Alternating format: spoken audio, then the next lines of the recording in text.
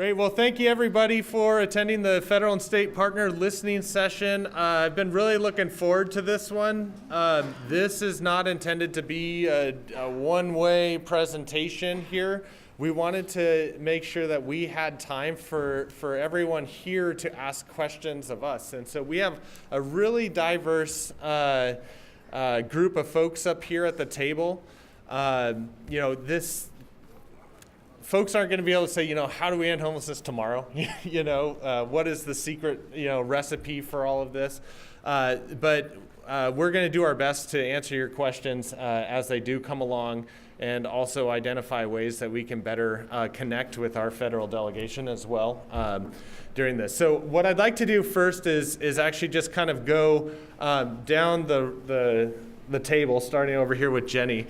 I asked them all to give about a 3-minute kind of overview of who they are, what their organization is, what they do, so you can kind of know who's represented here. And while we're doing this, please do think about questions that you may have or want to ask.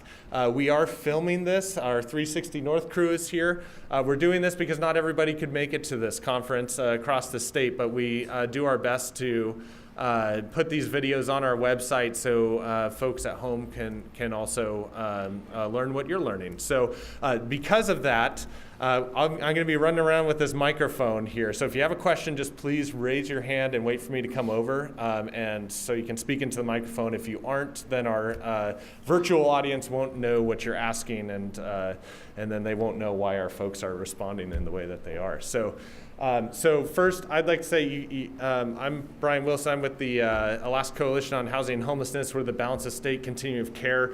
We also have Scott Schomburg here, who's our board chair. So we'll be able to answer any questions that you may have about our organization. And let's move down to Jenny. Thanks, Brian. Hi, everybody. My name's Jenny Holliday.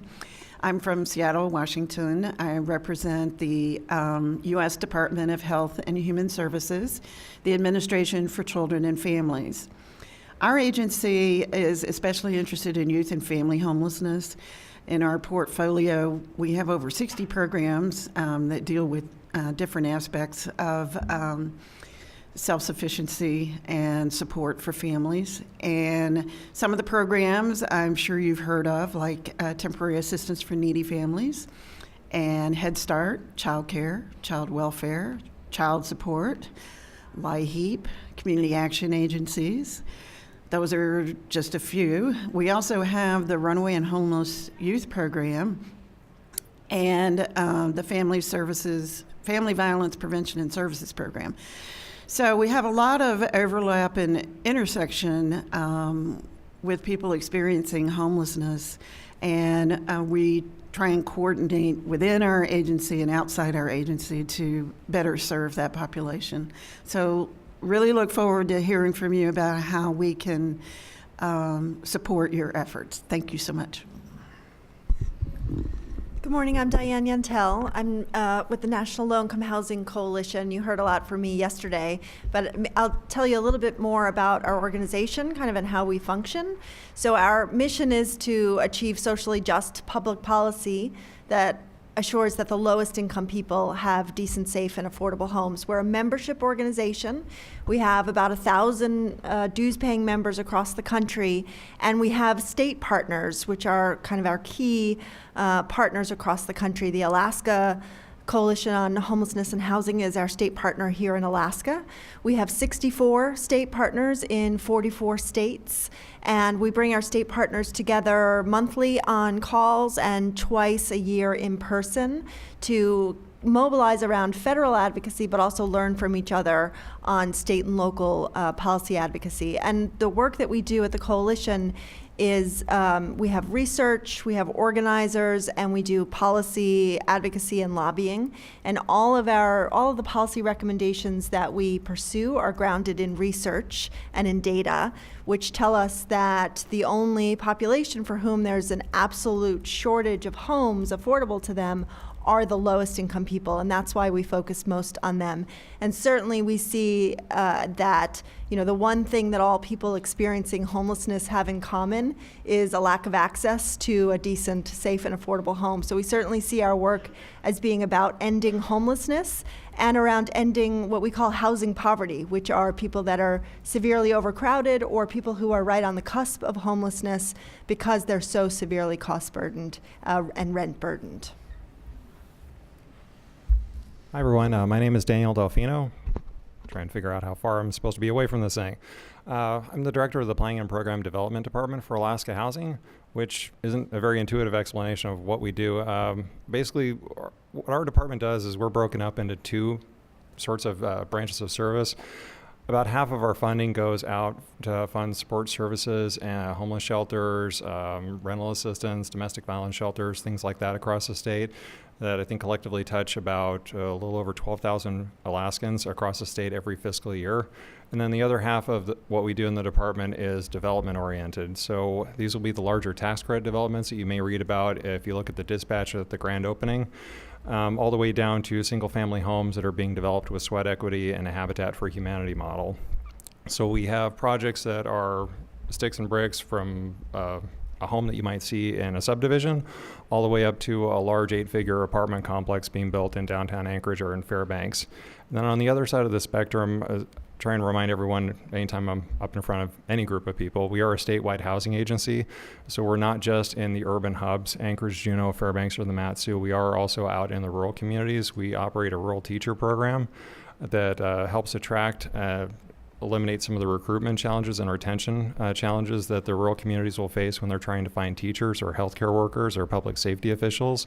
So we try and be responsive to a broad array of the state's housing needs across all spectrums and make sure that we are a true statewide housing agency. It's one of the difficult things that we do is we're static budget year, so we're always facing choices. We typically have anywhere between $2 to $4 requested for every dollar that we have available under our capital programs. So for every deal that we fund, there's probably 2 or 3 deals that were well-intentioned and deserving prospects across the state that we weren't able to commit to. So it's a challenging job at times, but I just wanted to point out, I think Deb Bitney from the Rasmussen Foundation is here. We don't do this work alone. 2 of our programs, the Senior Citizens Housing Development Program and the Teacher Program, actually have matching funds through the Rasmussen Foundation. They gave a grant to HFC to help match the state's contribution and garner support from the legislature in the times when some of these programs were slated for elimination. So a lot of these programs have the HFC logo on it, but it does the work does happen in partnership with partners like the Rasmussen Foundation and the Alaska Mental Health Trust. So the one thing I did want to mention before I turn the mic over is in one of the sessions yesterday, there was a person who had never heard of the Basic Homeless Assistance Program. That's one of the things. I'm here, Carrie Collins is here, Kathy Stone from Alaska Housing is here as well.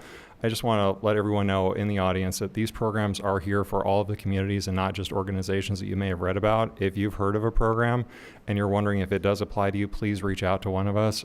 These programs are here for everyone in all of the communities across the state.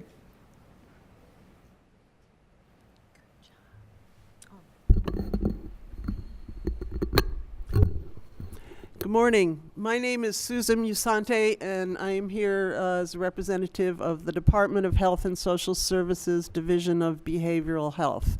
I think that as we, that the division is really focused on thinking about how social determinants impact on people's health and well-being.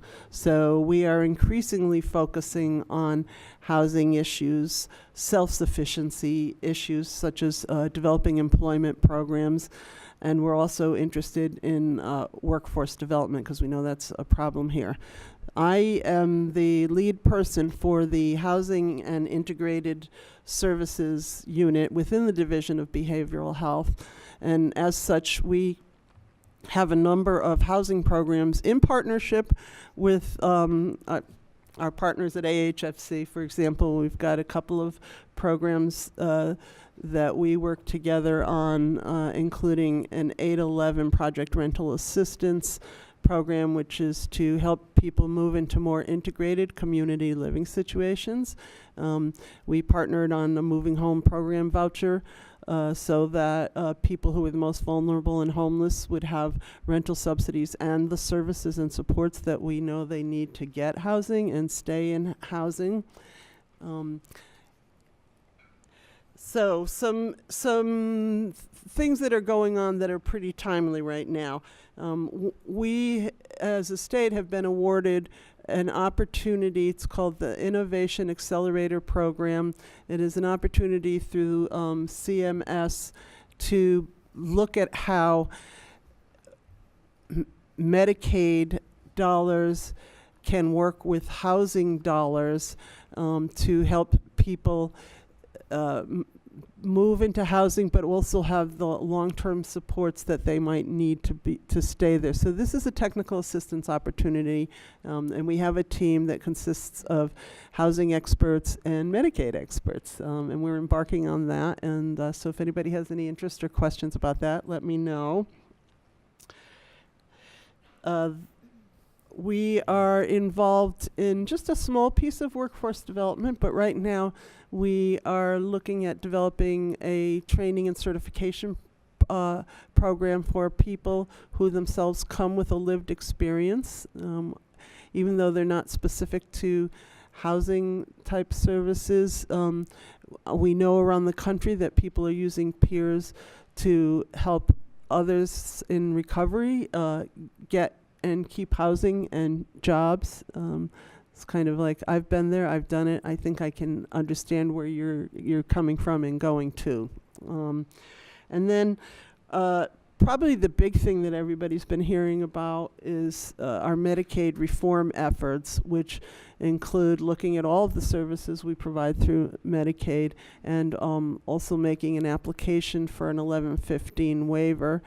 Right now that's just some words on paper, but hopefully it will allow us to deliver services in a more flexible, comprehensive way, and again, help with some of the things that traditionally have not been funded through Medicaid services, such as employment, support employment, and housing supports and pre-tenancy supports. So with that, I think I'll just end and pass the mic on. Thank you. Good morning. My name is Kathy Stone. I'm the director of the Public Housing Division for Alaska Housing. Big picture, we oversee the public housing and the voucher program for the entire state of Alaska. We're in 16 locations throughout the state.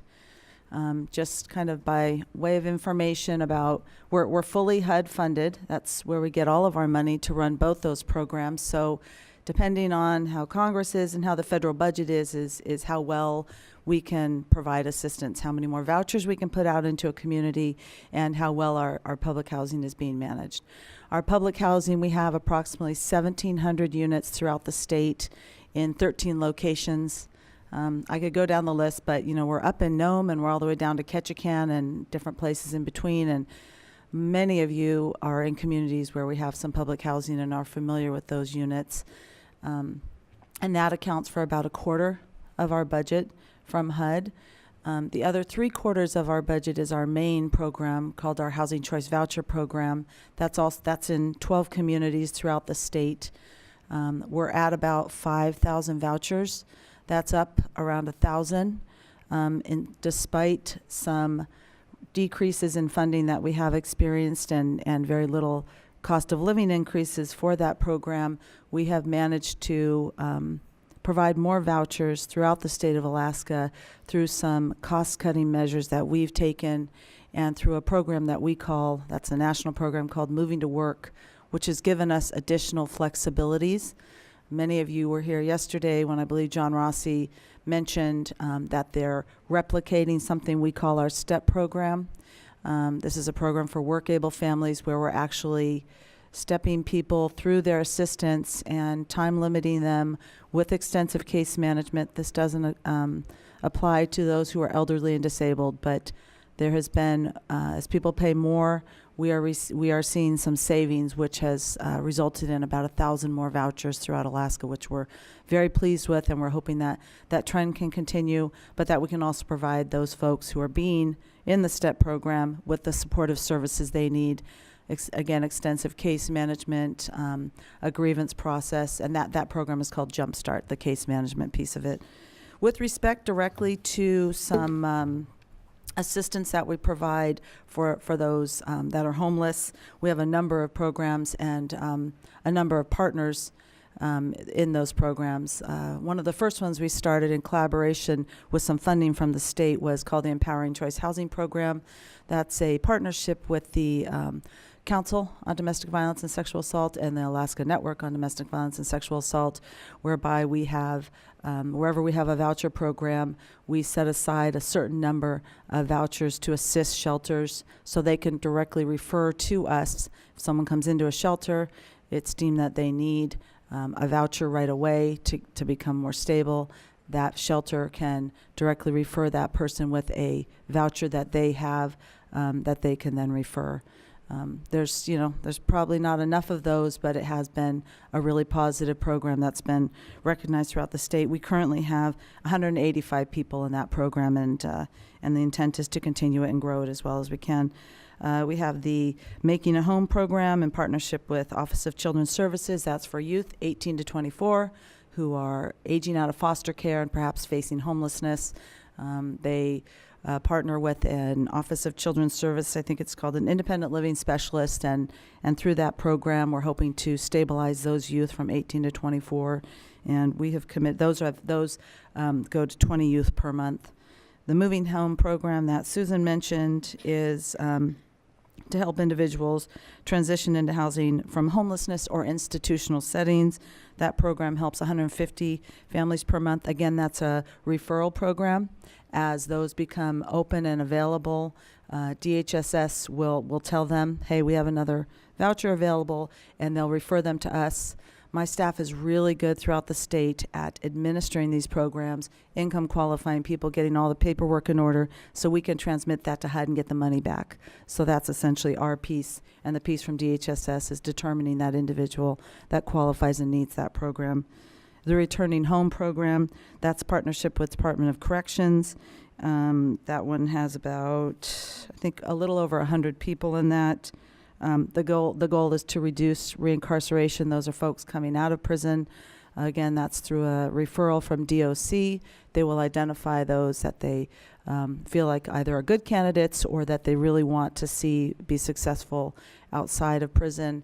And one of the really good results of that is that typically there's a reincarceration rate of about 66% in this program. Just in the past 3-4 years that it's been running, we've seen that number flip, and we've seen a 34% reincarceration rate. So we're really pleased with, if you give people the housing piece, they also are under parole or probation.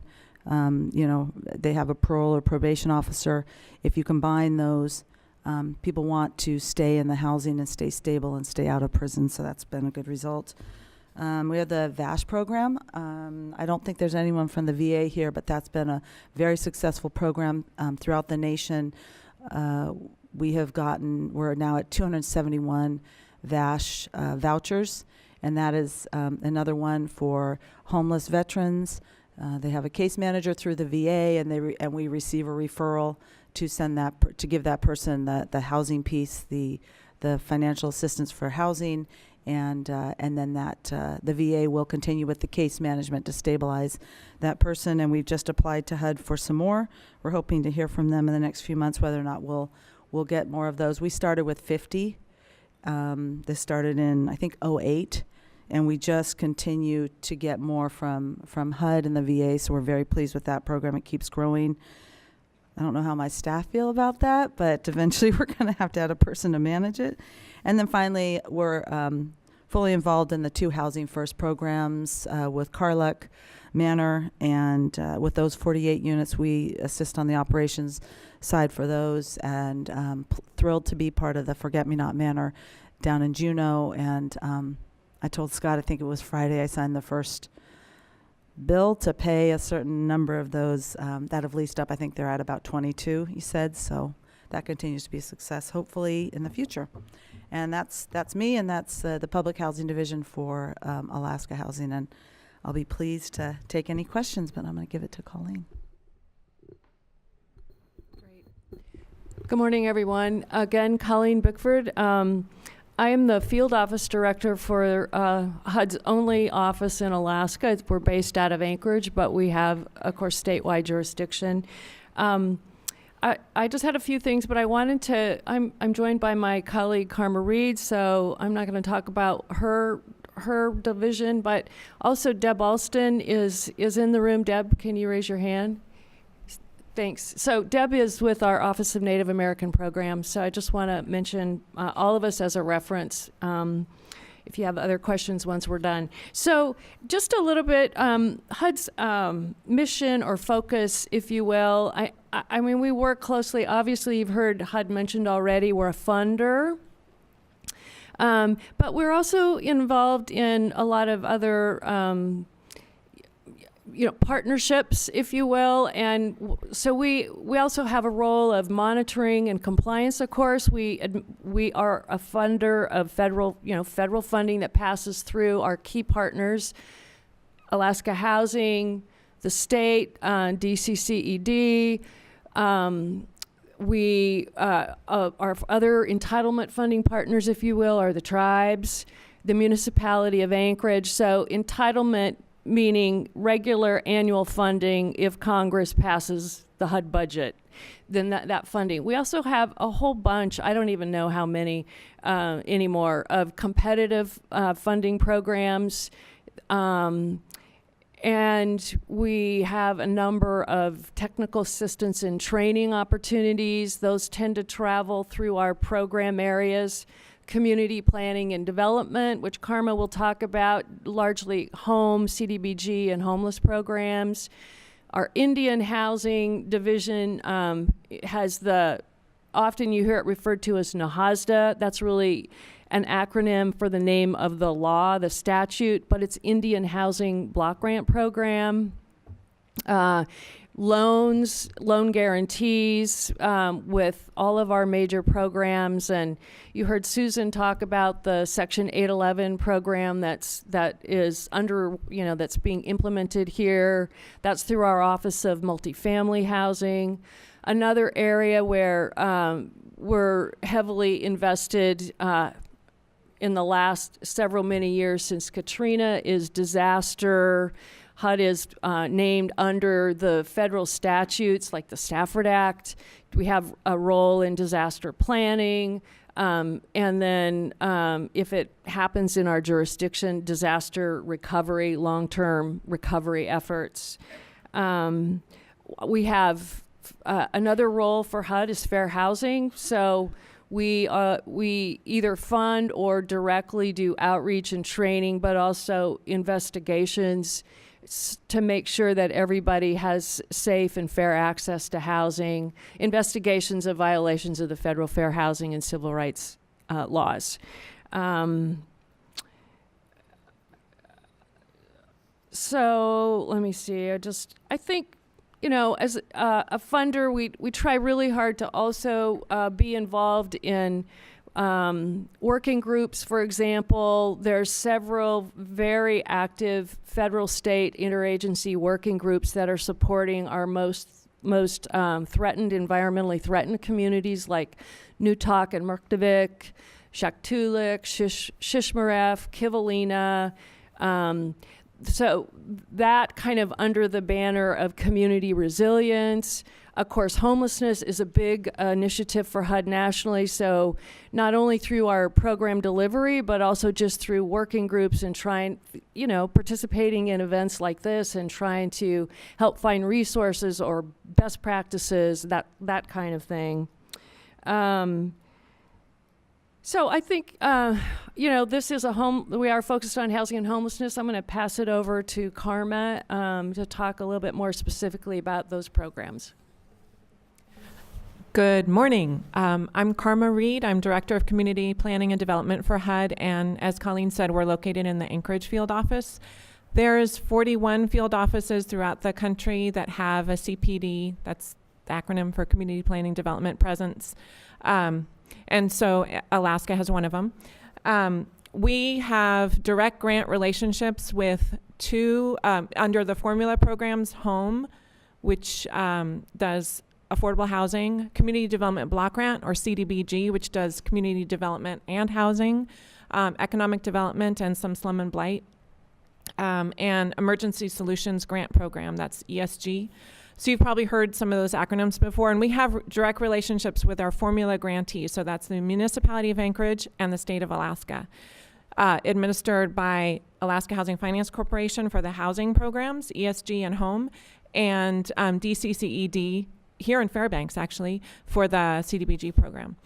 So those are direct grantee relationships, and then they, in turn, within the requirements of those programs, make a lot of decisions about how to distribute those funds locally. So you will never apply for CDBG, HOME, or ESG directly to HUD. You'll apply to our formula grantees. And then we also have our homeless programs under the Continuum of Care, which many of you are grantees directly from HUD under that. But we're starting, HUD, as you may know, is starting to try to work more with the coalitions in that same kind of structure where the coalitions make a lot of local decisions. We're still directly granting to the nonprofits under the Continuum of Care, but a lot of the oversight and policy decisions are being made more and more by the coalitions. Ranking of projects, the coordinated entry and how that rolls out. HUD is requiring it to be rolled out, but how it gets rolled out is really on the shoulders and the opportunity of the local coalitions to figure out.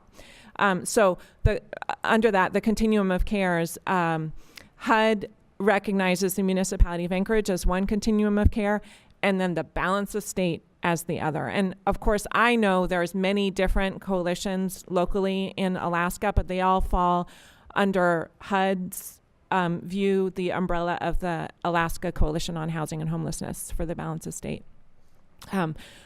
We also have some direct competitive programs that have been awarded here in Alaska. They don't go nationwide, but for example, the Youth Homeless Demonstration Program is through CPD, my office, and that's, well, at a headquarters, but we're involved locally too. That was awarded to Anchorage, one of the 10 nationwide, and the Pay for Success program, I think that was only 10 as well, I can't remember. 7 nationwide, so Anchorage got one of those as well. And then there's other competitive grant programs that Alaska has not been successful in receiving, and those will come up from time to time.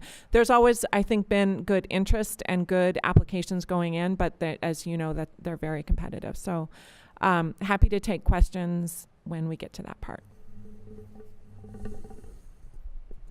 Good morning. I'm Leslie Hajdukovic, and I work for Senator Dan Sullivan here in Fairbanks, and I'm a lifelong Fairbanksan, so if you're from outside of Fairbanks, welcome to our beautiful city. I also want to introduce Rachel Bilesma, who is from our Anchorage office. Rachel, if you could raise your hand. Rachel's here visiting, and so we were really pleased to be able to sit in on this and be invited.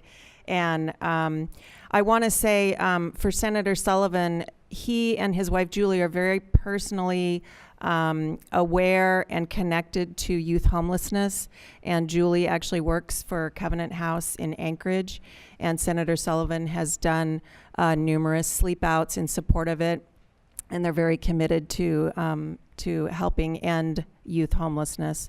So I am pleased to be here, happy to take any questions. I may not be able to get back to you right away, but also connecting you with other federal agencies. And I know that other members of the congressional delegation would say the same. They work very closely together. So I'm just here to listen and assist how I can. So thank you. All right. Hand held on. Hello, hello, hello, test. All right. So as you can see, we have a very diverse panel here. I also want to point out that we have Elizabeth Schultz here from the governor's office as well. If there are any questions applicable to the governor's office, I'm sure she'd be more than happy to answer those. So I first kind of just want to open it up to the room. Again, this is an opportunity for you to ask any questions. Maybe you had a question about Diane's plenary speech yesterday that you wanted to get more information on or whatnot. So raise hands on any start questions. Who wants to break the ice? Okay. We'll go right up front here. I have a question for Kathy about the VA vouchers in the rural communities. It seems as though we don't qualify for them. I'm from Nome. Sure. And can you talk about that? Happy to talk about it. So the question, can you hear me? Is it working? Hello? Hello? Hello? Okay.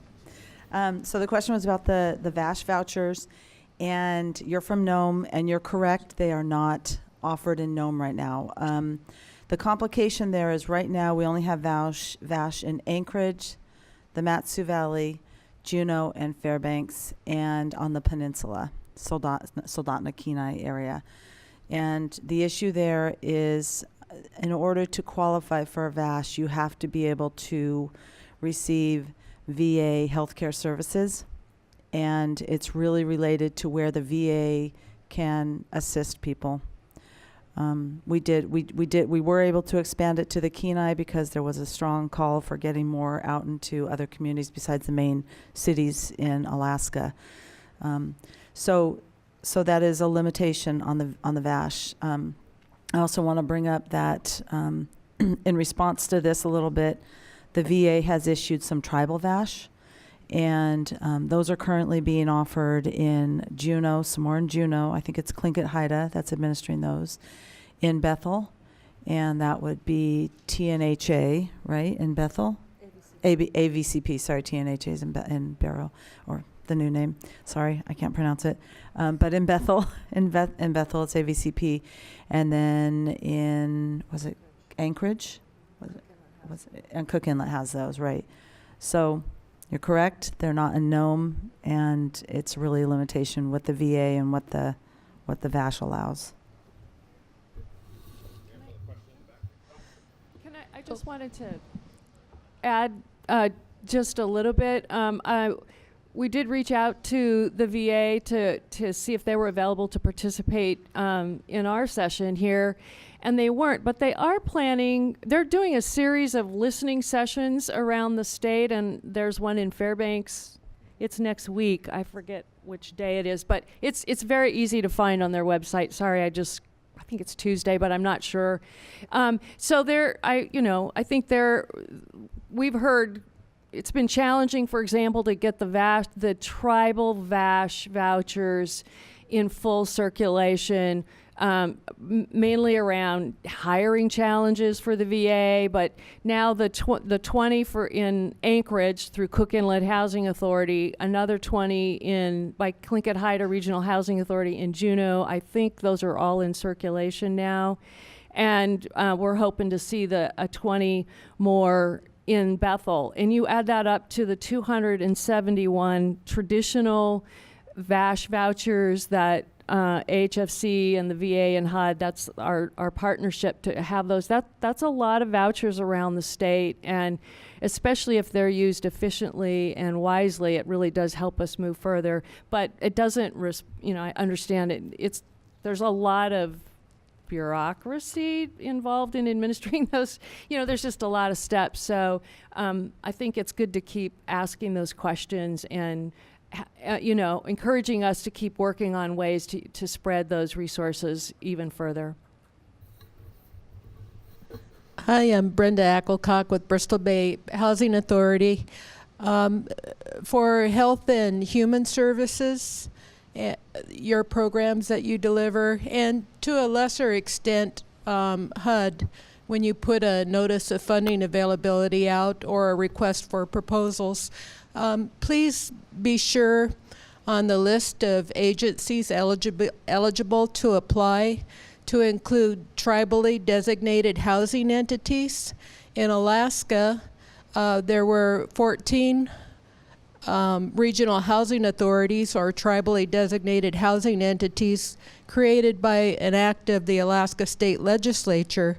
So when your grant package makes a mandatory attachment documentation of 501c3, we don't have that, but we're out there delivering services to the majority of the state. So, and Senator Sullivan's office too, if those agencies eligible to apply include tribally designated housing entities, then we're going to be able to help weave together that quilt of resources, because we bring a lot of HUD formula money to the table.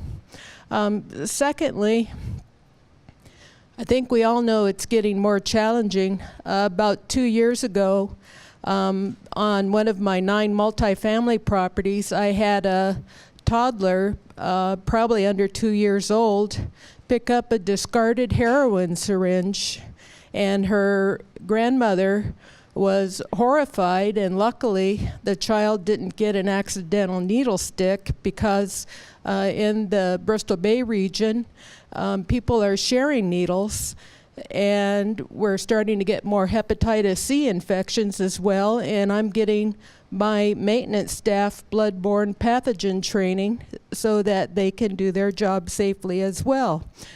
A lot of our funding from HUD is now block granted, formula funding, but HUD used to have some wonderful programs like the drug elimination grant.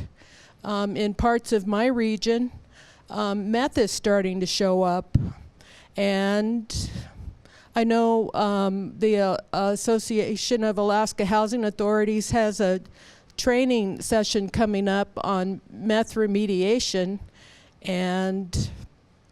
but it's you know, I basically went on my own to the borough police and got the same vendor that they're doing field testing for presence of meth, so that we don't end up putting a family into an apartment where it's on the sheetrock and the carpeting and everything else. So, you know, it's getting harder, and you know, we all care about our people in the region who are dealing with these extra issues like drug addiction, and you know, we want to save our people, and we want them to be successful, and we want them to return to being productive members of society and our families whole. But what we don't have with all the block granting and the flat funding is, and if Senator Sullivan can help, is nobody really has money to do the extensive case management. It's easy to, I shouldn't say easy, but it's simpler to get a discretionary grant that has a beginning and an end. But what's very difficult is to get operating costs for the continuous case management that's going to be needed.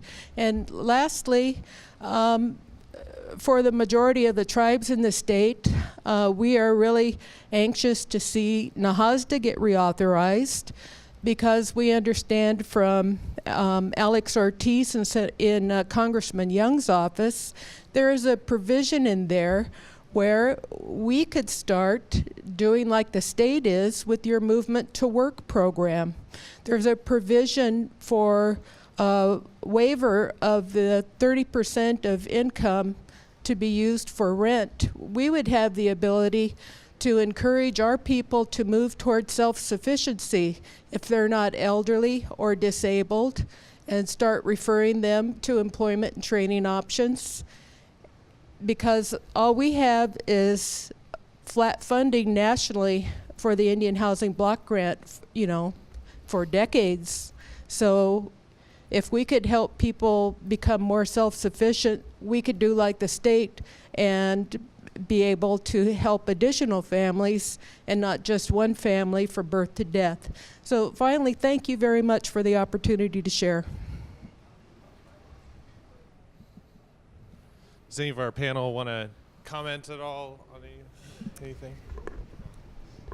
I I would just say thank you for your comments, and I would say at the department, we really are trying to strengthen our relationships with the tribal housing entities, and have included on our IAP team the Alaska Association of Housing. I also want to add that grant notifications go out through public notices, and I think are usually posted on our website for folks. And so just to let you know, to monitor those, and you can sign up. You probably do this, but you can, if people don't know this, you can sign up and the public notices can be delivered into your email box. There's lots of them, but you know, you can triage to those that are most pertinent to you. Thanks for your comments. I saw 3 hands. I didn't know if we had an order on this. So I just did want to echo some of what Brenda said. We actually had a similar issue crop up on one of our state-funded programs, the Senior Citizens Housing Development Program. Regional housing authorities weren't originally eligible to apply, so that actually took an act of the legislature to correct that for us a couple of years ago. So that wasn't just a federal issue, that was something we were dealing with at Alaska Housing completely unintentionally. But to Brenda's point about case management, this is just something I scribbled down when Dave Rose was doing the presentation yesterday for the Matsu. If you take the numbers that he was using, it was 442, I believe, up in the valley for each person that they were serving, and then compare that to some of our supportive housing developments that we fund through the Special Needs Housing Grant Program. $442 per person there versus, I believe it's a little over $7,000 in a permanent supportive housing environment on one of the lower ends of the spectrum from a cost burden. That's about 15 people is the equivalent. You're talking about 15 people in the valley with Dave, or 1 person in a permanent supportive housing property. Now, I know there are really compelling arguments on who should get the resources if we only have $1, but those are the trade-offs that we face as a state housing finance agency in a flat funding scenario. So when there's pressure brought to bear on Alaska Housing to do more in one area or another, those are the very real decisions and discussions that we're having inside the building in Brian's office. If we do this, it's really expensive on that one end of the spectrum, and if we're going to do a 40-unit development, then it's 15 times 40, and that's the potential opportunity cost of doing something on one end of the spectrum versus another. So I just wanted to throw that out there because I know there is a push for certain types of developments. I don't know how widely published that information is in terms of who's affected in a static funding environment if we move in one direction versus another. But it is a very high cost that Brenda raises, and we see it at Alaska Housing, and it's a fairly significant concern when we're looking at our program funding. I would add to that as well. Thank you for the comments. I appreciate the work that you're doing and the issues that you're raising and just how important they are. On the drug-related issues, over the summer I went to Montana for a UNAHA meeting, the United Native American Housing Association, and it's a day-long meeting with tribes from that region talking about housing issues. And I was very struck by how really the entire day was spent talking about the meth epidemic and what that meant for affordable homes on tribal lands. And a lot of those tribes were reporting the issue that you're raising around meth remediation and lack of funding for it, that there was about, on some of the tribal lands, 50% of the affordable homes were offline because they didn't have the funding to remediate those homes and get them back online and get people back into that housing. So we've been talking a lot with some of our other national partners and with congressional offices on the Hill about this issue and how do we get additional resources to tribal lands to get these affordable homes back online.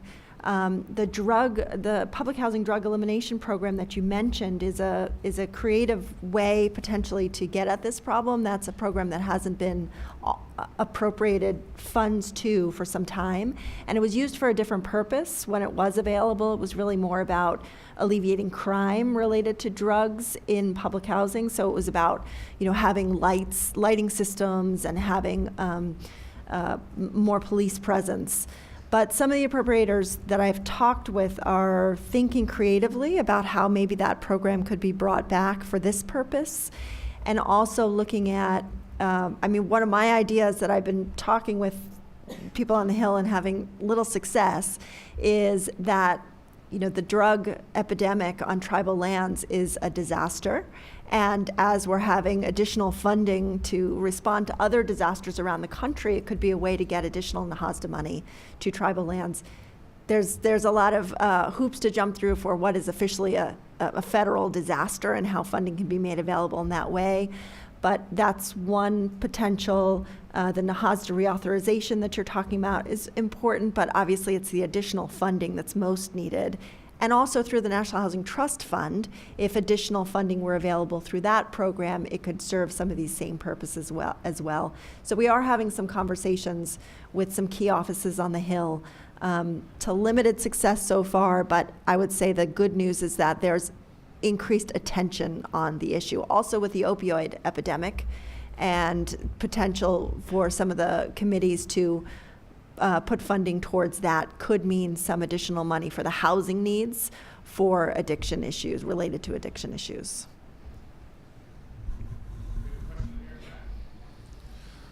Good afternoon, or good morning. This is John Rossi from the Valley. A question for Colleen and Karma, dealing with vouchers. I was wondering if there's flexibility with the length of time vouchers can be used. I hear a lot of long-term use, and I was wondering if vouchers can be used more creatively so they can be used more short-term, so they can help more people, rather than it being one long-term voucher for a family for 5 years or whatever it happens to be. If it could be used maybe 3 times a year or something like that. So when you say vouchers, so first I think public housing vouchers, like Kathy mentioned, how many do we have in the state now? About 5,000.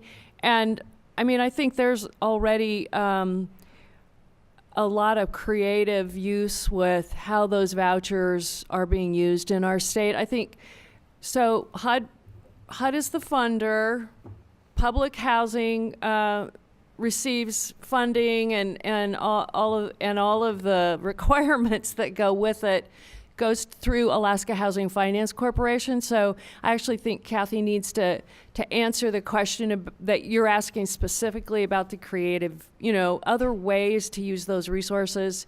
And then, but there's public housing Section 8 vouchers that people hear about. There's also project-based vouchers that are used in our state by other entities that aren't in the room here, and then with continuum of care. So, John, let me have Kathy answer that from AHFC's perspective first. Thank you. I'll answer. So, John, you're talking about the main voucher program that people generally refer to as just the Housing Choice Vouchers or Section 8. I'm referring to, it could be VASH or okay.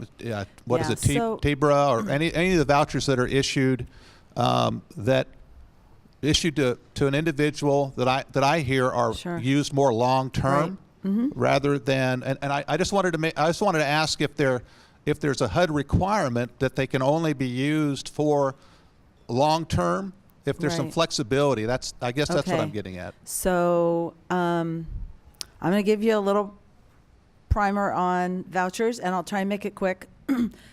First, I will eliminate the TBRA, which are the returning home and the moving home, and the VASH and the empowering choice. The list I gave of the homeless set-asides, those have different requirements than the main voucher program. So, like the empowering choice is 3-year time limit. And moving home is not time limited. The returning home for prisoner reentry is 2-year time limit. So those are separate set-asides with different rules and requirements than the main voucher program. And so the main voucher program that I mentioned, with about 5,000 vouchers throughout the state, because the Public Housing Division received a designation known as Moving to Work in 2008, we're one of only 39 in the nation, we can be more flexible in our program and how we structure it. And so about 5 years ago, we went into something called rent reform, and we took our voucher program, and it was at about 3,600 vouchers at the time. And again, we have expanded it through these cost savings we've made. But at the time, and it was about 50% elderly and disabled and 50% work-able people, younger, non-disabled folks, families. And so we structured that program. We call it rent reform, and we called it the STEP program. And in that program, just so everyone knows, you come in income eligible, and the first year you'll pay 28.5% of your income in rent. And then we kind of shift the program the second year, and instead of paying your actual a percentage of your income, you will pay an actual percentage of the rent. So if your rent is $1,000 in the second year, you'll pay $400, we'll pay $600. In the third year, we go up another step. You'll pay $500, we'll pay $500. The fourth year, you'll pay $600, we'll pay $400, and then that final year, that fifth year, you'll pay $700, we'll pay $300. We don't change the amount we paid, and so one of the benefits that we've seen is if people stabilize, they use our Jumpstart program, they get case management, they get help with education assistance, or they get help with job training, or even job interviewing and finding a job, or increasing their skills. Maybe they need some help with finding childcare. That's kind of everything that our case managers go through with a person when they first come in to this rent reform model. If their income increases, we're still going to pay on the schedule. So if you're making more, you're saving more. The way it used to be is the more you would make, the more we would take. And so it's kind of a disincentive to become more self-sufficient and make more money. This is different. Or you could even have a roommate move in with you. Let's say your sister wants to help move in and help you pay the rent. That's fine. We're no longer going to say, oh, now that your sister is here, we're going to reduce our assistance. You're going to pay more. Now it's just if you can pool your money better, use your resources better, you can save money, and perhaps then, in that fifth year, when you time off, because it is time limited, you hopefully you will have gotten into a better position. There are some, we do have a bridge program to help people who are struggling. Some people end up being more designated in our classic program, elderly and disabled, and we have seen some folks shift there. But in general, that's the program. It's 5-year time limited. Your payments step up until that last year. Once you step off, it doesn't mean that you can't reapply. Everyone is eligible to reapply if you still aren't where you need to be. But we have seen incomes increase. We also have incentives. We have, job. If you hold and keep a job, you can get like a couple $1,000 incentives throughout the program. If you save money and you prove that to us, we'll give you incentives for saving and for education. We'll help pay part of your education costs if you go back to school or you get some job training. We'll help pay that. So there's incentives, and there's ways that we're trying to promote self-sufficiency without just saying, get in the STEP program and do it yourself. So John, to answer your question, we are very creative in how we do our program right now. On that STEP program, it is 5-year time limited with the stepped rents. I think, did that answer your question, or? Yeah?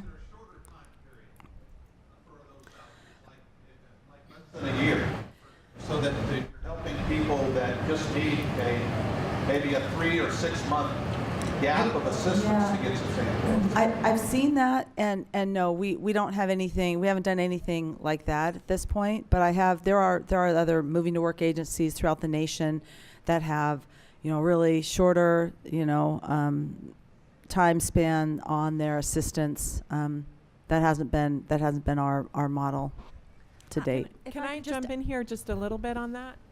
Oh, this isn't working yet. Okay, can you hear me? Okay. So I love the question, because really one of the things that it lets us talk about is those really resource-intensive resources like vouchers, long-term vouchers, could be targeted to the people that need them most through something like coordinated entry. So you would only target those long-term vouchers that are very costly, but there are very few of them. They're scarce. It's like winning the lottery. You want to target those to the people that need the most, that's really the most appropriate response to that individual, as opposed to targeting or first come, first serve. You're not necessarily going to get the people that need the most. The kind of program that you're talking about, I think, could be called rapid rehousing. And that's not really a voucher. It's more rental assistance for 3 to 6 months, and that does exist. That's an option through Continuum of Care. BHAP, I think, does some rapid rehousing. So there's other resources that might be more appropriate to that, but really trying to think about the client. What is the most appropriate resource for that person? And that kind of gets into the coordinated entry discussion and system. It's a system-wide discussion about resources. Hi, my name is Eva. I'm a board member of 4 that runs a volunteer homeless shelter in Bethel for 4 months out of the year. We do point-in-time homeless surveys on everybody that walks into the shelter, so we know who we're serving.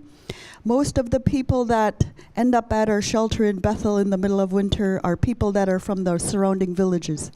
We know that, and they're mainly Alaska Native men, between 80 and 40.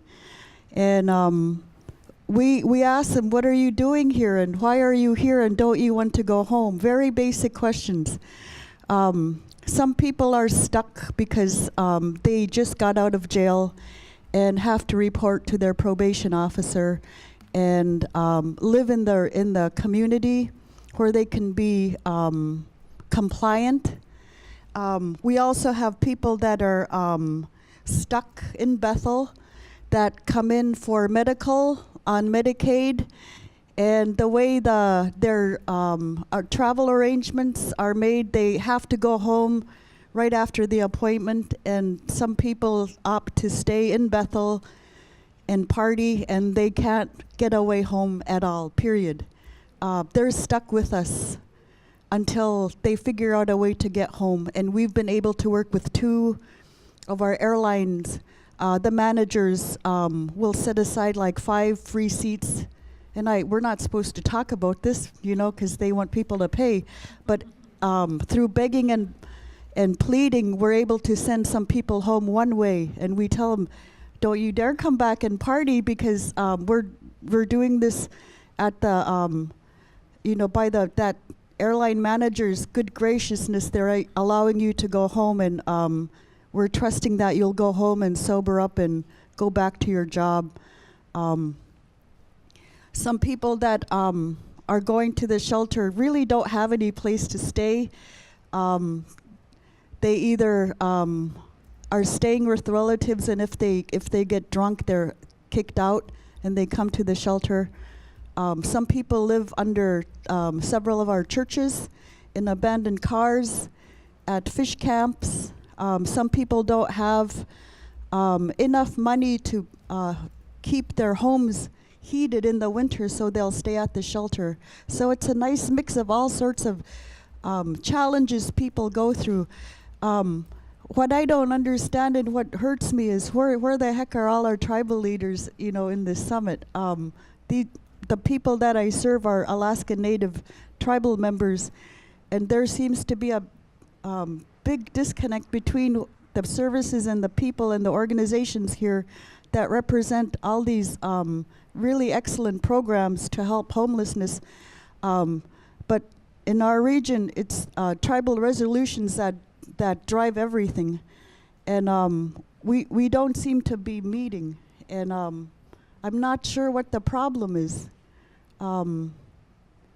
It's a struggle, but we think it's the right thing to do. I know we served over 1,600 people last year because I go through all those forms at home. I set up a little office in my bedroom, and I apply for grants through the state CIMG grant, and it's wonderful. We only ask for $29,000, and that's a really cheap solution to a huge problem. And we know we're saving the state money I give them my numbers, and the state spends $13 a person on our program last year, and I'd like to see what the state spent on the jail, where we alleviate that group from going to the jail or the ER bed or to the sobering center.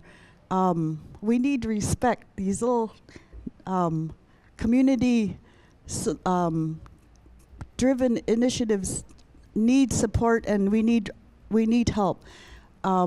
We can't find a place to rent this winter, and if we don't have an agreement in place by October 30, we're most likely going to lose our CIMG grant, and that's a major problem for us. I don't think I have a question. It's more of this is our reality. And I'd love to see our tribes get involved, because a lot of these people that end up staying at our shelter, if they'd only get a safe place to sleep and a regular meal, they get healthier every day. And their support system is at home with their families.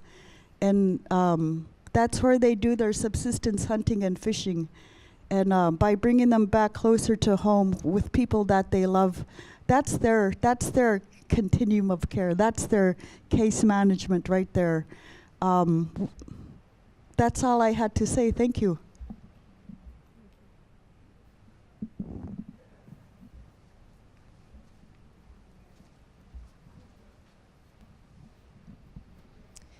Hi, I'm Nancy Burke. I'm with the Municipality of Anchorage, and I have a question that's a little bit maybe of a follow-up to that I think especially for the folks visiting Alaska, I think a lot of the component parts of what's needed to really pull things together to solve homelessness in Alaska exist.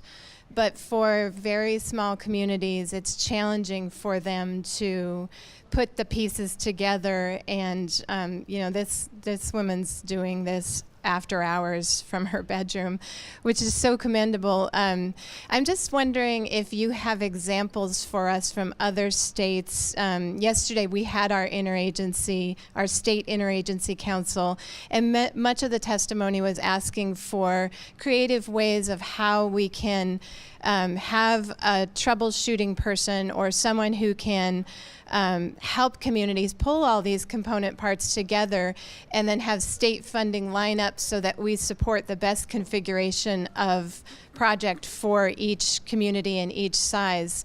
I can even say in Anchorage we struggle with this because there's really not one program that we can pull together for housing, and I have about 100 units of housing that could be pulled online if there was a pipeline for us.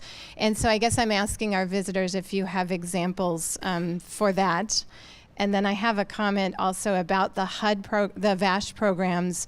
It seems like it's been very hard to get the tribal VASH program online, and I haven't checked back on it lately to see if it's working better. But some of the things we've seen from VASH at the local level in Anchorage is that the VASH system is completely separate. So they're hiring their own clinicians, they're creating their own system, and not contracting with some of our providers that are local as a way to help bolster the community's response to homelessness. We're implementing two separate systems. And the VA has done a very good job with what they can do with those requirements of bringing on new positions into DOD. That's a challenge. And so implementation has been pretty delayed by that approach. And it would be smarter, and it would help bolster local communities if the VA would implement contracts for those services. We have mental health providers, and we have case management that needs extra resources, and so we would appreciate that. That's maybe just a comment for the Federal Interagency Council and our federal delegation. But I'm curious to hear your thoughts about how other states have handled this TA resource. Thank you. Well, I'm definitely struck by the challenges that you face here that I'm hearing about over the last couple of days. I was at some of I heard some of the testimony yesterday and some of the recommendations about finding a way to pool if not the resources, the information about the resources. And I have to say that for many of the states that I've visited or talked with, I haven't seen, as much as I do here, quite such a disconnect or a lack of information about all of the resources that exist and a way to access them.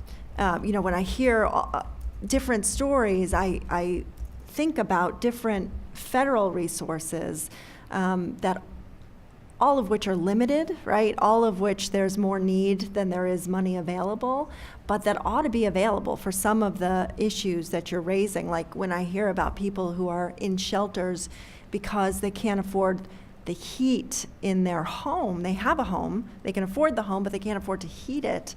There are federal resources for issues like that and an array.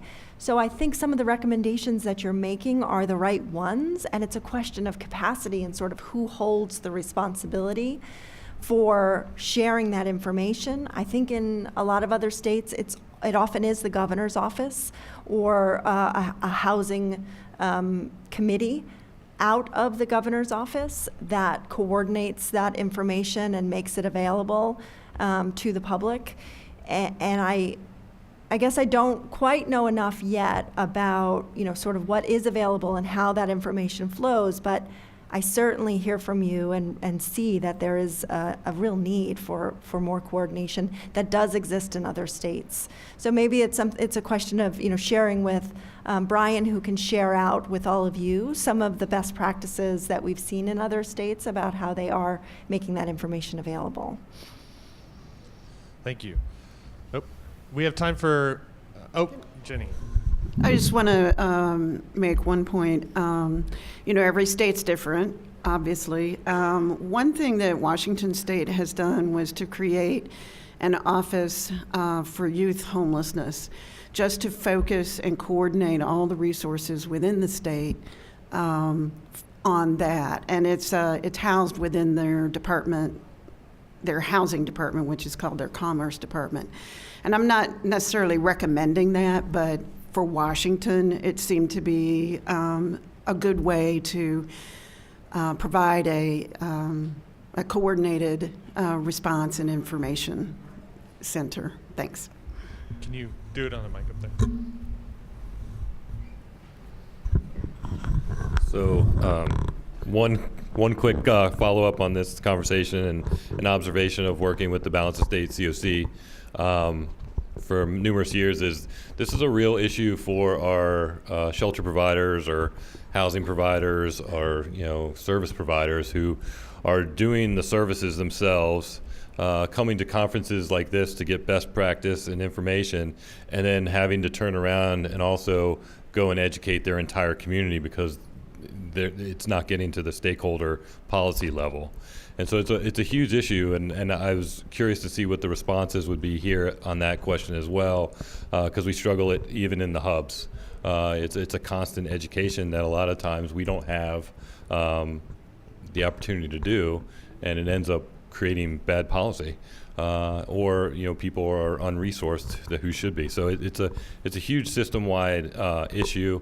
I think one of the things that the two COCs and our funders have done in the past is our executive committees have held a meeting on how collectively do we move forward on some of these issues, and we're about ready to have another one of those meetings here in the next couple months. And I think this is a huge issue for us to tackle collectively because it's very apparent from the conversations the last few days. Thank you. So we are kind of running up against time. We're going to take one more question here from Colleen, but I do want to say that the questions and answers in this dialogue doesn't have to end at this session. We are going to be breaking for lunch. So now that you know and are familiar with our partners here, do seek them out and ask questions if we didn't have time to get to. Thank you. My name is Colleen. I'm with the Association of Alaska Housing Authorities. So I have a number of questions. So guess I'm going to kind of pick and choose. And I guess the first point that I would want to make is what Diane was talking about up in Unaha and the meth remediation, and the importance that funding doesn't come out of the Indian Housing Block Grant, and that is additional resources put on top of the Indian Housing Block Grant to supplement, because we all know that in Alaska it might not be meth in every community, but we have a big opioid crisis, and so making sure that that funding doesn't come out of that funding source. And I guess another point that I would like to make is speaking to the heating issues and that Eva was talking about, was talking about, and that,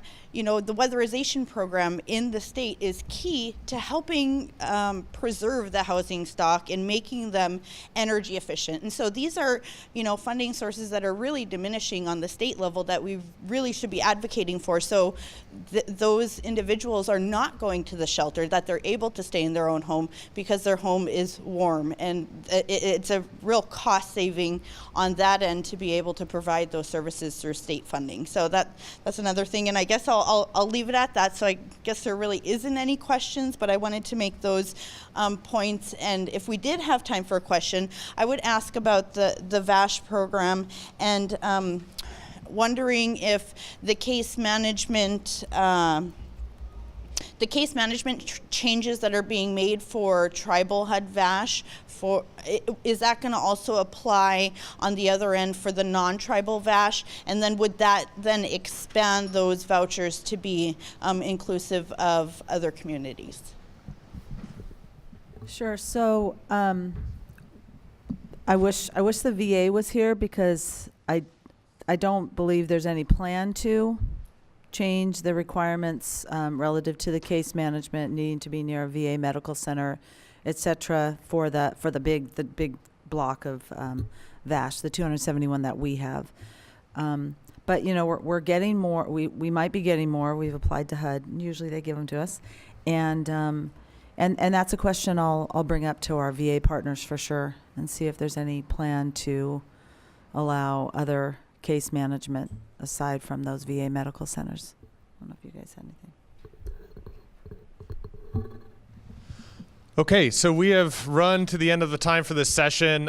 Sorry, we have to cut it short, but we do need to give them time to close the walls up. So I do really appreciate our panelists today, and please do seek them out during the lunch period and ask any questions if we didn't have time to get around to you. So please give them a round of applause for helping out.